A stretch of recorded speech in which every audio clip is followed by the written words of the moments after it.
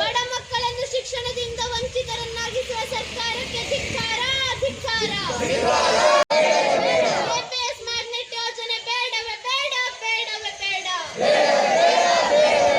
ನಮ್ಮ ಶಾಲೆ ನಮ್ಮ ಹಕ್ಕು ನಮ್ಮ ಹಕ್ಕು.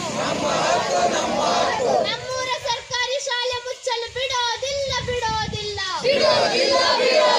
ಬಡ ಮಕ್ಕಳನ್ನು ಶಿಕ್ಷಣದಿಂದ ವಂಚಿತರನ್ನಾಗಿಸುವ ಸರ್ಕಾರಕ್ಕೆ ಧಿಕ್ಕಾರ ಧಿಕ್ಕಾರ.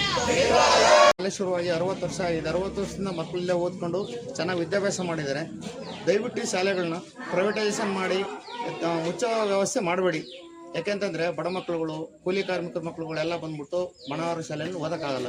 ದಯವಿಟ್ಟು ನಮ್ಮೂರ ಮಕ್ಕಳು ನಮ್ಮೂರ ಶಾಲೆಯಲ್ಲೇ ಓದಲಿ. ದಯವಿಟ್ಟು ಉಳಿಸ್ಕೊಡಿ. ಓಡಾಡ್ಲಿಕ್ಕೆ ದೂರ ಆಗುತ್ತೆ.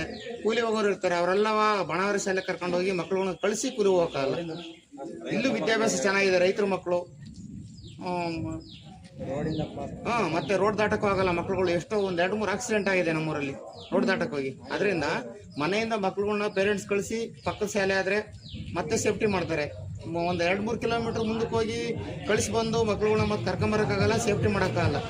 ಇಲ್ಲ ಮಕ್ಕಳುಗಳನ್ನ ಶಾಲೆ ಕಳಿಸ್ಬೇಕು ಅಂತಂದ್ರೆ ಅವ್ರು ಕೂಲಿ ಬಿಡಬೇಕು.